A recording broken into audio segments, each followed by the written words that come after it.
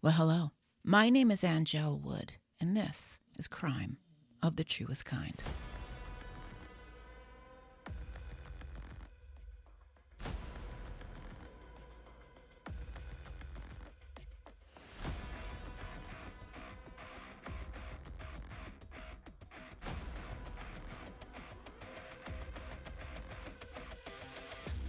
Hello, friends. Welcome back to the show. I am on an every other week schedule, and this was a tough couple of weeks for me for a few reasons. But really, what I felt the last 2 weeks was I felt a bit blocked, like I just couldn't get it together to write a cohesive script. I'm just being honest. I don't have a team. It's me, like many independent podcasters. But I'm glad you're here. Thank you to our patrons, Kate, Meryl, Lolo, Michelle, Amy, Courtney, V. Brant, Pam K, Brandy, Mark, Devil Dog, Rebecca, Lisa MC, Superstar EP. There's Michelle with one L and Michelle with the traditional amount of L's.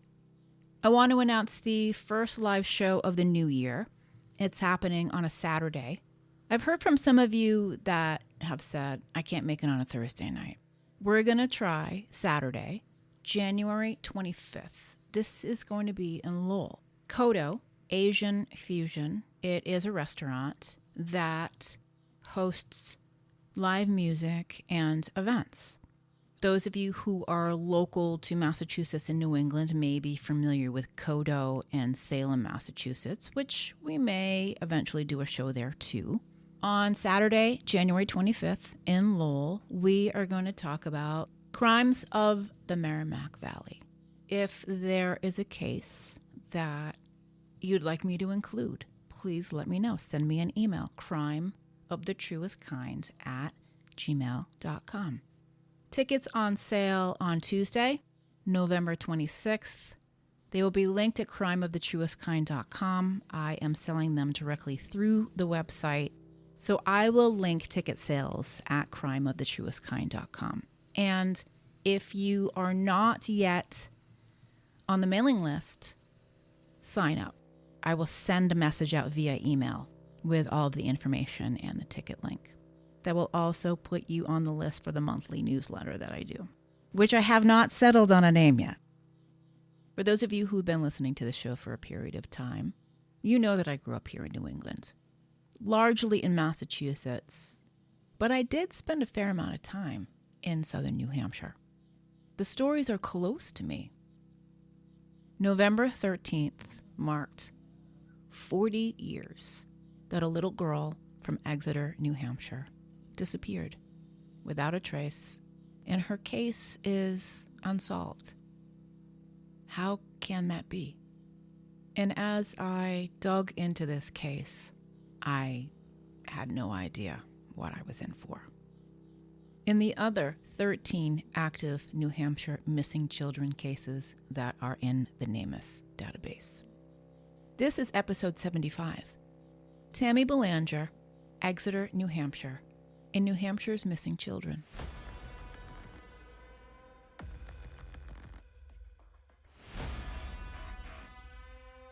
There are currently 13 active New Hampshire missing children's cases in the NamUs database.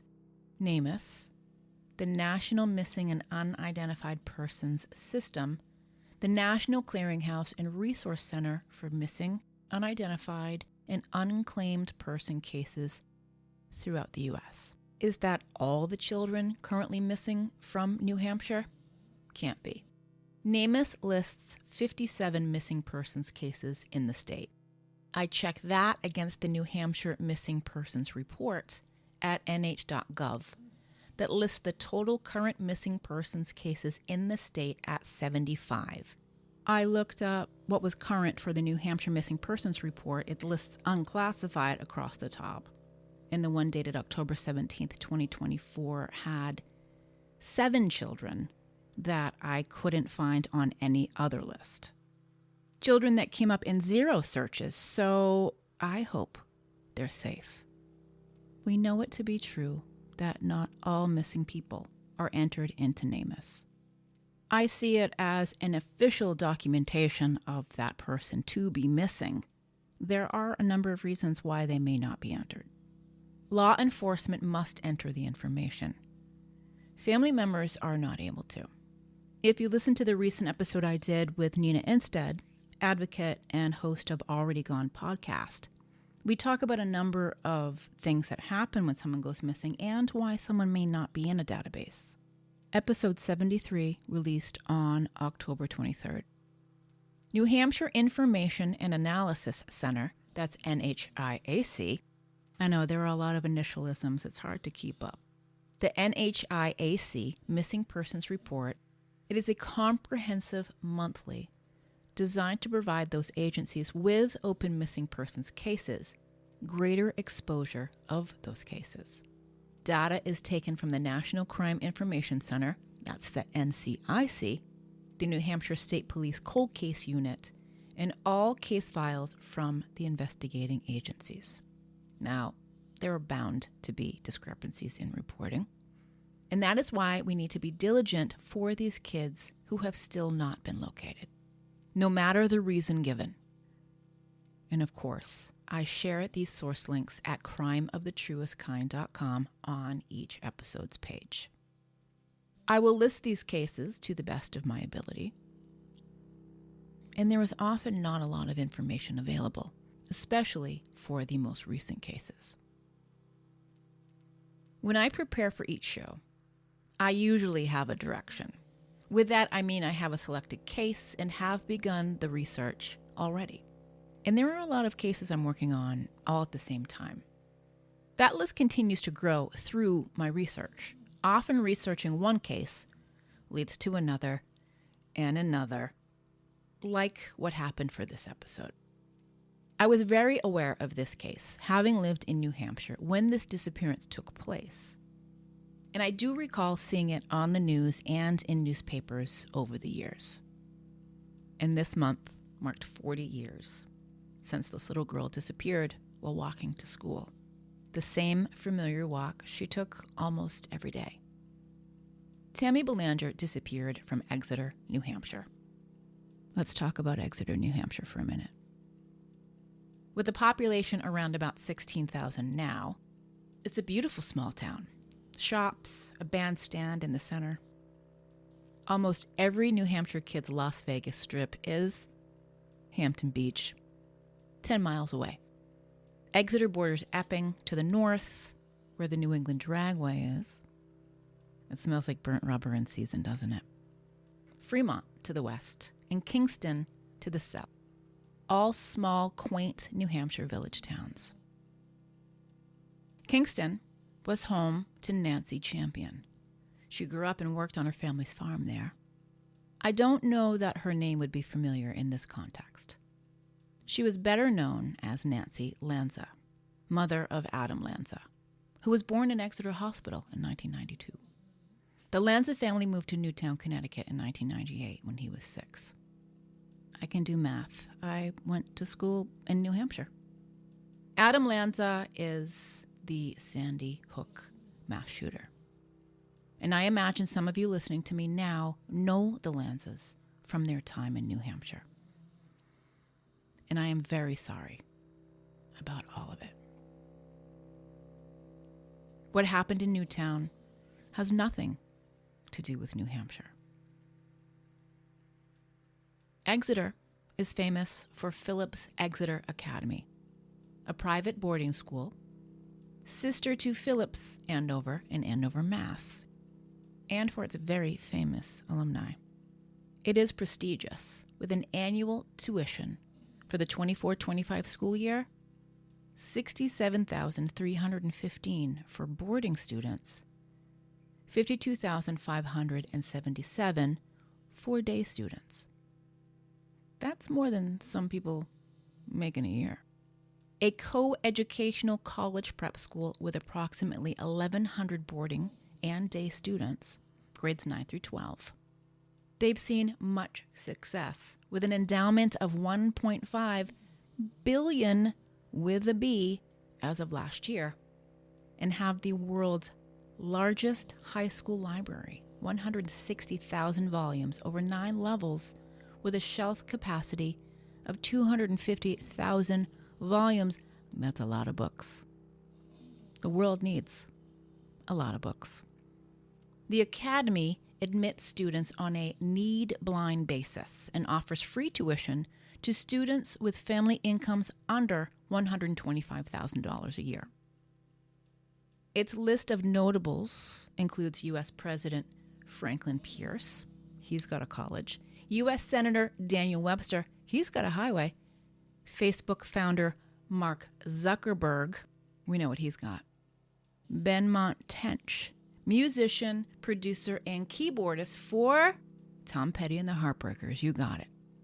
Boston locals will recognize this name, Billy Ruane. He didn't graduate, but he went there, and he made huge contributions to the Boston music scene. Historian Heather Cox Richardson went to Exeter.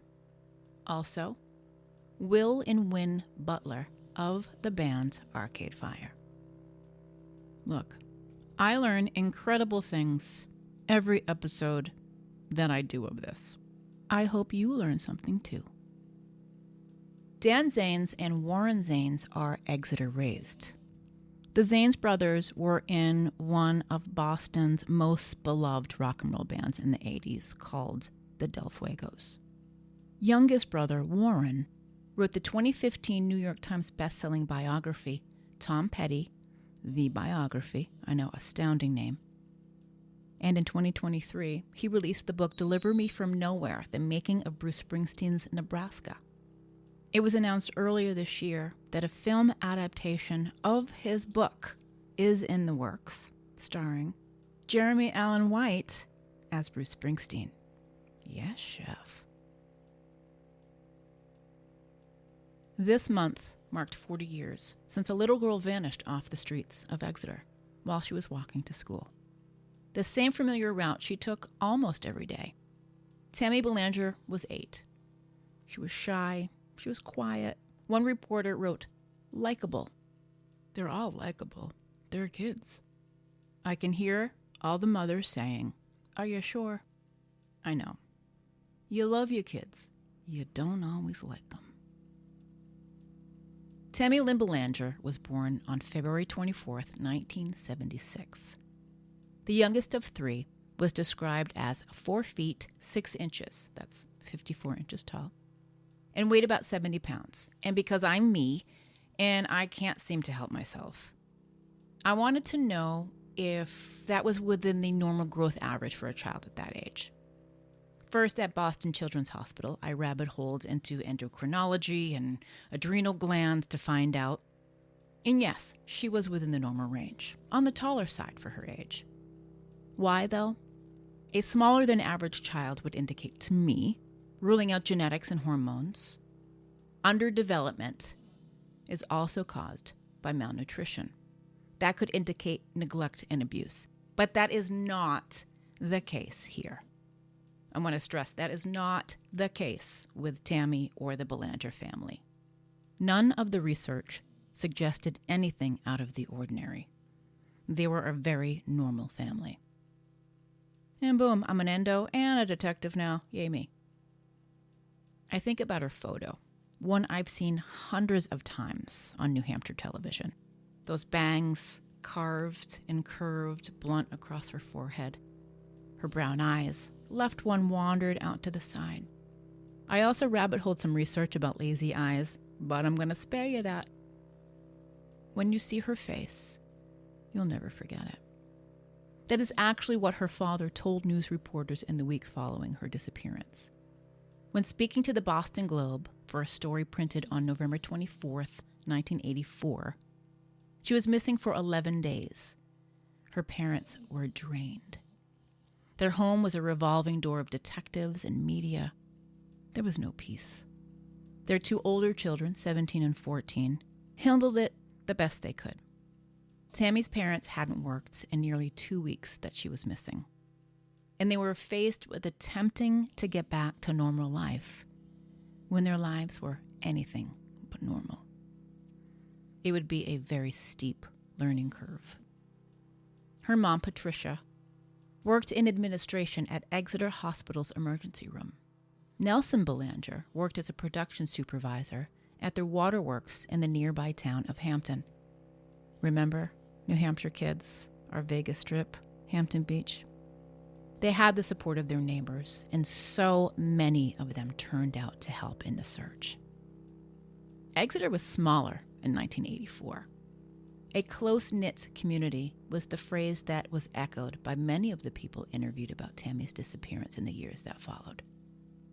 On that chilly Tuesday morning, she got dressed in an aqua shirt with black and white stripes, a purple sweater, a tan jacket with blue sleeves, tan corduroy pants, tan suede boots, and green and blue socks.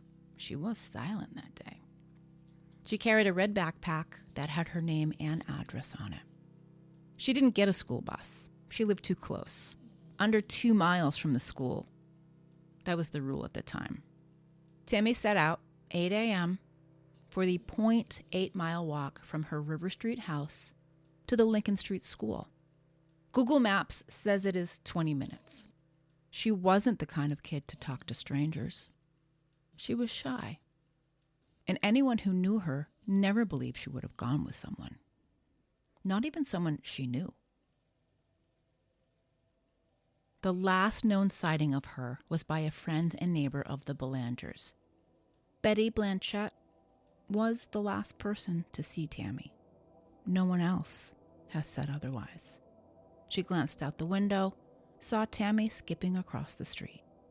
What came next is a mystery, and critical hours passed. No one knew an 8-year-old was snatched from the street. At least no one came forward. And schools didn't call home to check on kids in 1984. Student absence calls started as a result of Tammy's abduction. I'd like to put this on record and apologize to Linda, the secretary at my school, for all of the days that I didn't go. And she called me, and I answered the phone and said, "Yeah, Linda, I'm home." There was no way to know if calling home would have made a difference to what happened to Tammy that day, if it would have changed the outcome. At least her family would have had the opportunity to act sooner. In cases like this, time is of the essence. It can save other children. Tammy was due home shortly after 3 p.m. When she had not arrived by 3:30, her mom, Pat, called the school. That's when her family found out that Tammy didn't make it to school that day. 7.5 hours had passed. Tammy was a good girl. She did her work, she liked school, she got good grades. Her dad spoke about that in interviews, one with the Boston Globe. He talked about her punctuality. She got up early, she ate breakfast, she left for school right on time. There was no dilly-dallying. Her dad didn't believe that she would accept a ride from anyone, not even a neighbor.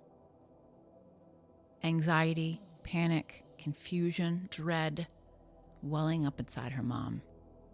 She called the police, and they began a search, pursuing every scenario. Had Tammy been convinced to skip out? Unlikely. They hoped so. They were afraid of the other possibilities. And since Tammy was discovered missing so late in the day, they were racing against time. And the sun was setting. They were losing valuable light. Searchers mobilized, about 75 firefighters, police officers, and volunteers. And with the help of a Coast Guard helicopter, they searched by air, by boat, and by land. With boat access, they searched along the banks of the Exeter River, which ran right behind the Belangers' home. They searched the woods, looking for disturbed earth. They scoured the woods. They searched backyards and buildings. They knocked on doors. Volunteers searched her school. Leaving no stone unturned, they used every ounce of light they could. As the sun set, there was no sign of Tammy. They recovered nothing that belonged to her. Their daughter was gone. As the hours passed, they tried not to let their fears take over. fear that Tammy was taken, that someone would deliberately want to harm their child. Days passed, weeks. Thanksgiving came with an empty seat at the table. Christmas gifts waiting for Tammy to open when she returned. Her 9th birthday that February, and many holidays and special occasions blurred through the years, and still no trace of Tammy. November 10th, 1985. Nearly 1 year after Tammy went missing.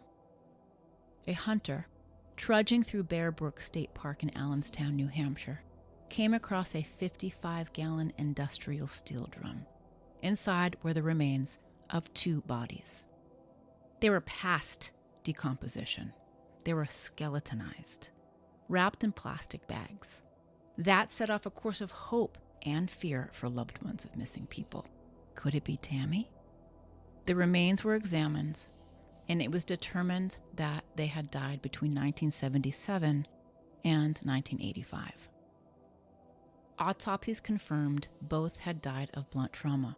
They were buried in Allenstown Cemetery, with a headstone that read, "Here lies the mortal remains, known only to God, of a woman aged 23 to 33 and a girl aged 8 to 10. Their slain bodies were found on November 10th, 1985, in Bear Brook State Park. May their souls find peace in God's loving care." The story of Bear Brook has fascinated us. And 15 years later, on May 9th, 2000, a second 55-gallon drum was discovered in the same area. How did investigators miss it? Was it there when the first one was found? Or did the person or persons responsible dump them at different times? The second drum, like the first, contained the mutilated bodies of 2 young girls. Neither of them was Tammy. The story of Bear Brook State Park continued to develop over the years. Thank you to science, the identities of 3 of those 4 victims have been made. The 4th, a child, still unknown. I often get asked to share the story of the Bear Brook 4. It should be told, and it should be told with the proper reverence and preparation. The investigation into Tammy's disappearance continued. There was the time in 1994 where police opened the grave of a woman who had died in November 1984. It came on a tip, but no evidence and no connection to Tammy was made. No. Otis is here. Sometimes he just wakes up and barks at stuff. At the time of her disappearance, Tammy had brown hair, brown eyes. Her left eye turns outward from an injury. She had what is described as a slender build, a fair complexion. She would be 48 years old now and is still considered a missing person. Investigators kept at it, and then there was a suspect. Thanks to the Palm Beach Post and its very detailed reporting, investigators made connections to a New Hampshire man who had relocated to Florida. They were looking at him in Tammy's disappearance, and another 8-year-old girl who disappeared just months before Tammy from her neighborhood in Greenacres, Florida, located in Palm Beach County. That little girl is Marjorie Christina Luna. Her friends and family call her Christy. She was last seen on the afternoon of Sunday, May 27th, 1984. Her family had spent part of that Memorial Day weekend on a road trip. Her mom, Jenny, was tired from the drive. Everyone in the house was. Her older sister, her mom's companion at the time, a man who had been in Christy's life nearly all of it. So her mom put on a movie for Christy, Yellow Submarine by the Beatles. Everybody was cooked from the trip, so they took a nap. About 2:30 that afternoon, Christy, concerned about her mama cat, who had some kittens, Boo Boo and Skeeter, she took some bottles for recycling and walked the 400 feet from her house to Belk's Corner Store. A 2-minute walk. I mapped it. What I also learned when I was looking at Google Maps is that the Palm Beach County Sheriff's Office is now directly across the street from Belk's. Was it there in 1984? A clerk at the store told investigators that Christy bought a bag of cat food and went outside as other children played with fireworks that they had bought. The Palm Beach Post reported that several witnesses told police they saw someone described as a Hispanic man, 5'6" to 5'8", medium build, talking with her outside the store, and that the man offered her money to go inside and buy fireworks. It might have been sparklers or something, according to police detective Dennis Connell. That man was driving a faded blue car. Media reports through the years said it was a blue sedan with a broken taillight, with Florida tags, and was observed by witnesses in the same vicinity both girls were last seen the day they disappeared. The description of him is vague, and police got no make or model for the car, no license plate number, and no one saw Christy leave with him or anyone else. The description of Christy from that day: 4 feet tall, 60 pounds, blue eyes, brown hair, and a patch of freckles on her nose and cheeks, and last seen wearing a turquoise bodysuit and no shoes. A number of reports have also said that she was hearing impaired. Her mom described her as a shy child. Her parents had divorced when she was a baby, and her father was living in Atlanta. That's all they had to go on in the days and weeks after Christy vanished. And her mom, Jenny, she has not stopped looking for her little girl. As the investigation into Christy's disappearance wore on, many in the area were looked at closely. Store clerks, people Christy had spent time with, neighbors, 2 brothers with problematic pasts. Florida detectives would learn about Tammy's disappearance in New Hampshire. In December 1984, police named a suspect in Tammy's disappearance. A New Hampshire deviant sex offender with a lengthy record had been arrested on a parole violation. Victor Winetti, age 41, was in the custody of New Hampshire police after he was picked up on November 29th in Rye, New Hampshire. And they started to put the pieces together. May of 1984, the suspect was arrested in the town of Lake Worth, Florida, on a prowling charge. More on that in a moment. That's where his parents had moved from Dover, New Hampshire. This, I presume, would raise the flag that their sex offender parolee was no longer in the Granite State. The suspect's parole was revoked, and he was sent back to the Concord State Prison in Spa for all the good guys, where he had served only 4 years of a maximum 15-year term for felonious sexual assault against his wife's 13-year-old daughter. Abuse that began when the child was 8 years old.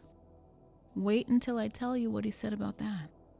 Investigators from Greenacres were on the first plane to New Hampshire to talk to Winetti about Christy Luna's disappearance, because, we would learn, he was in the area where she disappeared that May afternoon. I'm going to try to condense this information the best I can. It may be difficult. This man had decades of crimes, and I'll make their case as to why he is the prime suspect in the disappearance of both Tammy Belanger and Christy Luna. Some background. The suspect had established a relationship with law enforcement. And by that I mean he was a criminal. 1943, he was born in Pennsylvania. He has at least 30 burglary convictions from around New England. July 27, 1973. The 8-year-old daughter of a friend first told police that the suspect was touching and then molesting her. He was charged with child sexual abuse, CSA. His attorney managed to talk their way around the charges, saying that this child couldn't distinguish fantasy from reality. That's a page out of the defense attorney playbook. Also, the child's mother didn't believe her or protect her. So this is one of those earmuff it for me moments. That's the scene in Old School where Vince Vaughn tells his little kid to cover his ears because he's about to say something horrible. In 1974, his defense did their job, and the state had to drop the case against him. And then he married that child's mother a few months later. The man marries the mother. They live together. The child is now his stepdaughter. He has full access, and the abuse progresses. It is so vile that this child, at 11 years old, has to go to the hospital for treatment because she is physically injured. She physically recovers, and the CSA continues all over again. He is routinely raping this child, and this child is deeply affected by this abuse. The police chief of Rollinsford, New Hampshire, where they were living at the time, spoke of the child always at the police station, crying. But he was not able to ever get any information from her as to what was bothering her. And the mother of the child, she said she never knew anything was going on. How? And the abuse continues. In 1977, his parents retire and move from Dover, New Hampshire, to a home in Lake Worth, Florida, where, incidentally, Guy Fieri and Ghost Main are from. Wouldn't put those two together. June 1979, the wife catches him in the act of abusing her now 13-year-old daughter, the girl she did not believe before. And the suspect's response to all of it is sickening, saying she'd found them many times before, and he stayed with her in the home, so she did nothing about it. The wife reported him to police. Thank you, big baby Jesus. Suspect takes off to Florida, where his parents are now living. The police arrest him, and he is sent back to New Hampshire for trial. He is so depraved. The child told investigators that he would photograph her before, during, and after the abuse. He tried to revenge porn, air quotes, with these photos to get them to drop prosecution of the case by threatening to release those photos of a 13-year-old girl. It goes to trial, during which time he is mouthing things at this child. I love you. And sending her love letters. And I know what you're thinking. How is this happening? How is this child even in this room near this man? When asked by the judge whether he had anything to say, he wanted to know why he was being crucified for something that wasn't even a crime. The judge sent him for a psych evaluation. 1 month later, a doctor from the New Hampshire State Hospital wrote the judge, "When Eddie is not a dangerous sexual offender, no need of psychiatric treatment." The fuck? This now inmate began writing to the judge, saying that he had been railroaded, blaming the child who used him to get anything she wanted, and that it was all her. He was just a man, and she was the evil seductress. Sex offenders have a higher prevalence of personality disorders compared to non-sex offenders, and spending time in prison does not rehabilitate them. In July 1983, he is paroled, serving just 4 years for CSA. You know what I call that. That's fucking bananas. The terms of his parole included the provision that he remain in the state of New Hampshire. He left New Hampshire for Florida without knowledge or permission. He is hired to work at a golf course as a groundskeeper. May 7th, 1984. He is arrested by Palm Beach County Sheriff's officers after an off-duty Lake Worth police sergeant discovered a man looking in the windows of a home. Sergeant Pat Ryan chased him through the neighborhood, where he was found crouched in the bushes behind one of the houses. He said he was looking for a lost cat and gave a Dover, New Hampshire address. This is not the last time that he will be caught being a deviant sex degenerate. He was arrested for night prowling. He posted $250 bail and was released on May 8th. May 27th, Christy Luna goes missing from her Greenacres neighborhood. It is less than 15 miles away from Lake Worth. August 23rd, the suspect is sentenced to 30 days in jail for the prowling charge. November 2nd, he returns to New Hampshire, lives in a motel in Rye. His parole officer gets him a job at an Exeter body shop. November 13th, Tammy Belanger disappears on her way to school in Exeter. November 19th, the FBI questions the suspect in Tammy's case. His car is searched. And remember, he's a convicted sex offender. Prior to 1994, a federal sex offender registry didn't exist as we know it today. The Jacob Wetterling Crimes Against Children and Sexually Violent Offender Registration Act is born. Jacob Wetterling is an 11-year-old boy from Minnesota who was kidnapped, abused, and murdered by a man nearby. His case went unsolved for almost 30 years. November 29th, the suspect is arrested for the parole violation. December 27th, 1984, Victor Juanetti is named as the main suspect in Tammy's disappearance.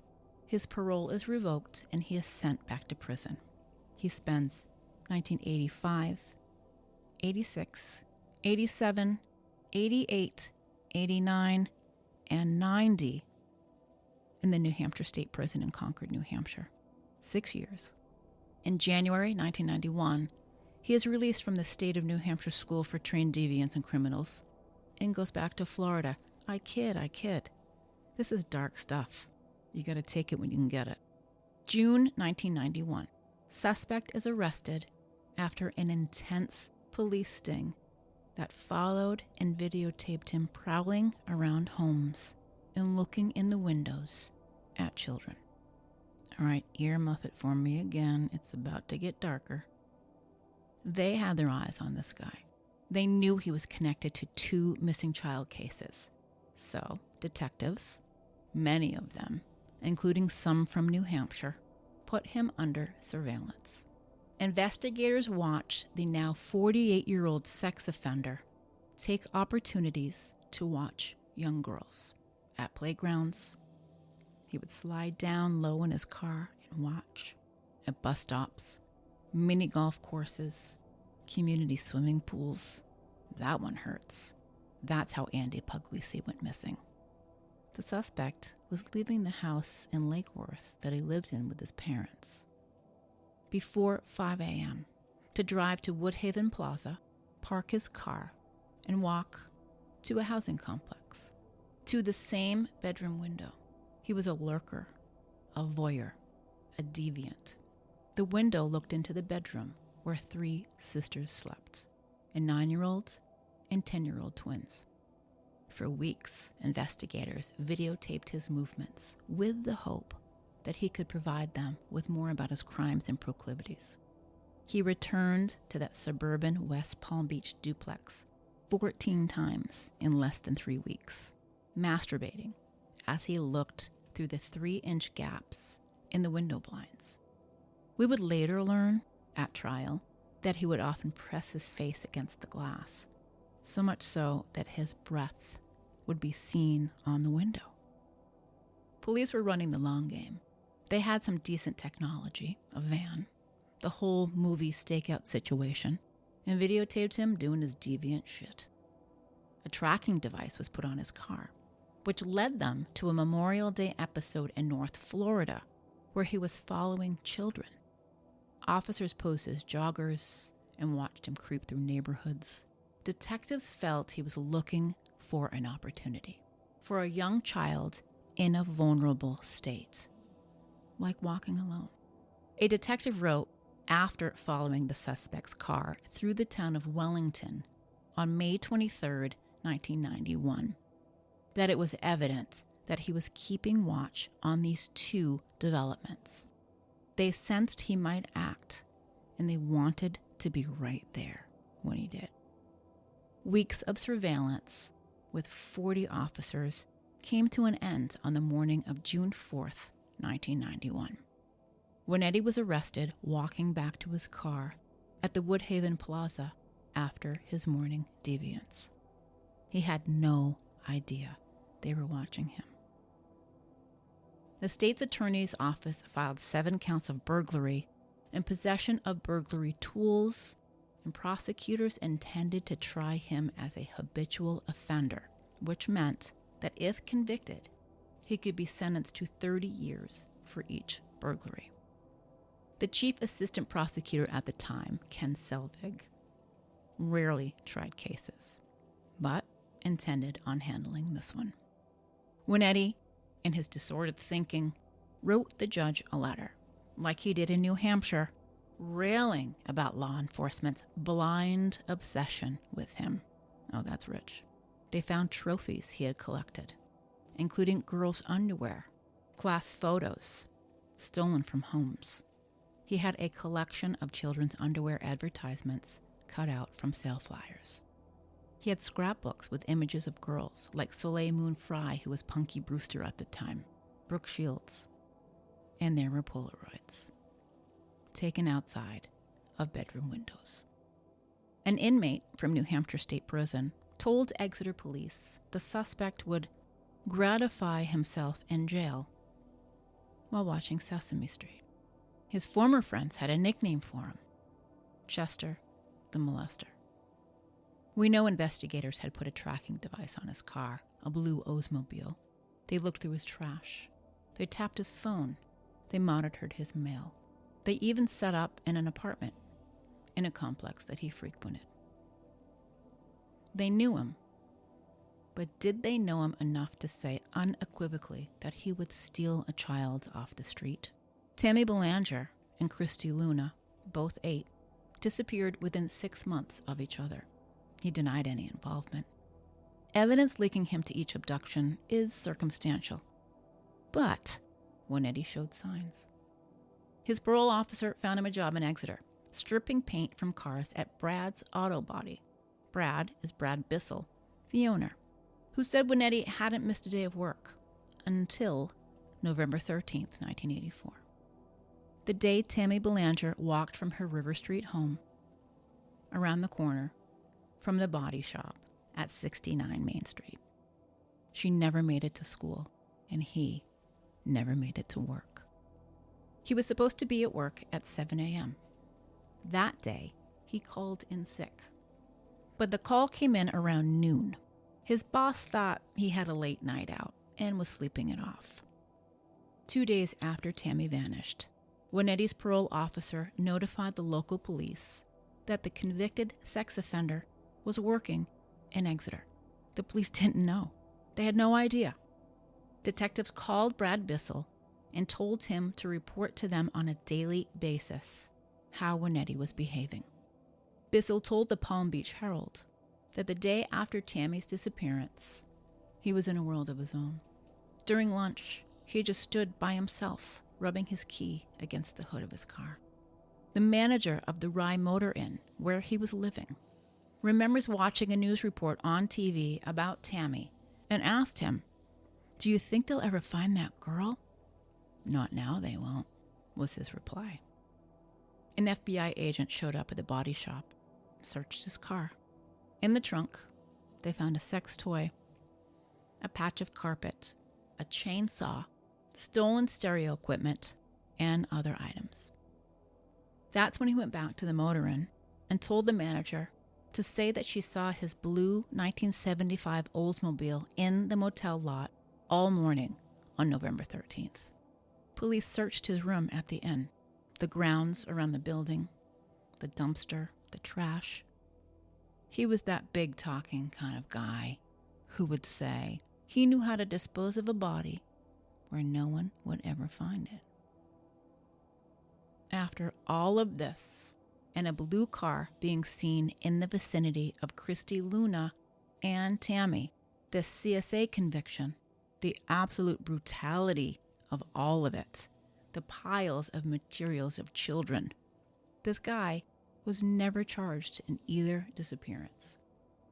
I find many similarities in this case to Andy Puglisi's because there are so many players, reprehensible, horrible human beings. He would face 2 trials, the first for the West Palm Beach family, the second for the Wellington incidents. When he was charged with 9 counts of burglary, 10 counts of trespass, 7 counts of indecent exposure, and 1 count of possession of burglary tools, a bond was set at $750,000. His freedom was short-lived. He was facing decades in prison on those charges. But the jury would not hear the full story. Nothing about the unrelenting abuses he forced upon that little girl, not the revolting fixation on children, the deviance, the voyeurism. They didn't hear his nickname the guys had for him, Chester the molester. They didn't find out about his jailhouse confession to raping and killing 2 8-year-old girls in 1984. He was convicted of burglary and indecent exposure in 2 trials. Family members of the 2 victimized families were there.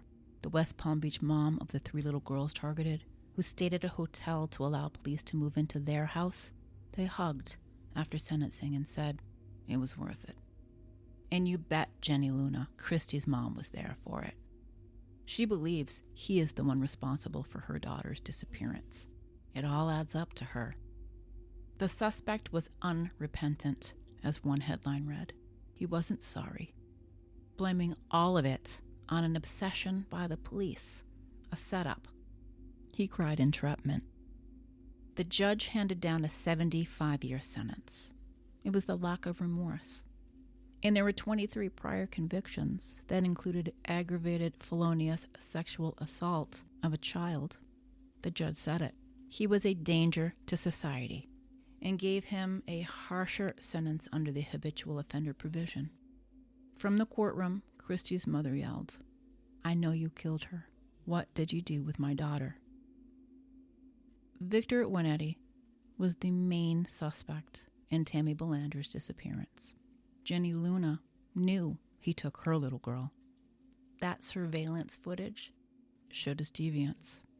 Searches uncovered his diabolical mind. But somehow, he was released from prison in April 2012 and died 8 months later. Tammy's disappearance remains open, as does Christy Luna's.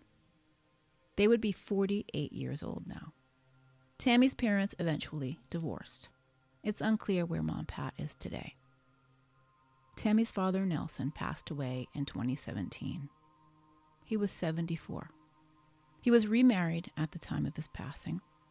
He is survived by his wife, Mercedes Belanger, and his children from his former marriage, Tammy's sister Ann, brother Brian, 4 grandchildren, Kayla, Aiden, Caitlin, and Owen, predeceased by his daughter, Tammy Lynn. I get a little choked up at this last line. The last line of his obituary reads, "Donations may be made to the National Center for Missing and Exploited Children in memory of Tammy Lynn Belanger." Nelson Belanger died, never knowing what happened to his little girl. Christy's mom, Jenny, remarried. She is Jenny Johnson now, and she has never stopped looking for her daughter. Her older daughter, Allie, who was 11 when Christy disappeared, is now the mom of 5 of her own children. Jenny still lives in their Greenacres home, 2 minutes from Belk's store. According to NamUs, there are 13 open missing child cases in New Hampshire. According to the National Center for Missing and Exploited Children, NEMIC, there are 11 open cases of missing children from New Hampshire. Janice Taylor, 15, missing from Concord on January 9th, 1968. Patricia Wood, age 4, missing from Swansea, October 12th, 1976. Rachel Garden, 15, missing from Newton, March 22nd, 1980. Loreen Ron, 14, missing from Manchester, April 27th, 1980. Shirley Tippy McBride, 15, missing from Concord, July 13th, 1984. Tammy Belanger, age 8, missing from Exeter, November 13th, 1984. William Vosler, age 2, missing from Rochester, October 9th, 1986. Brother Charles, age 3, missing from Rochester, October 9th, 1986. Jolene Bulleris, 18, missing from Swansea, July 30th, 1994. Nicholas Foster, 18, missing from Winchester, March 10th, 1998. Bethany Sinclair, 15, missing from West Chesterfield, February 3rd, 2001. Harmony Montgomery, age 5, missing from Manchester, October 1st, 2019. Thaddeus Sear, 17, missing from Bedford, February 15th, 2023. Amira Witherspoon, age 17, missing from Salem, New Hampshire, October 13th, 2024. Joseph Jones, 17, missing from Nashua, October 13th, 2024. There are a number of reasons why people go missing. There are a number of reasons why children go missing. They're abducted. Custody disputes. One parent takes the children away from another parent. Some children run away. For some children, it's an outside influence, oftentimes a dangerous one. For some children, it's identity, a biological family and an adoptive one. For some children, being away from their home is safer than being in their home. Some children are harmed by the people who are supposed to love them. Whatever these circumstances are surrounding the disappearance of any of these children and any of the children on any of the missing lists, it doesn't matter. If they are missing, they could be unsafe and in need of our help. I don't accept they're a runaway. Why bother? Because they're children, and we should always bother.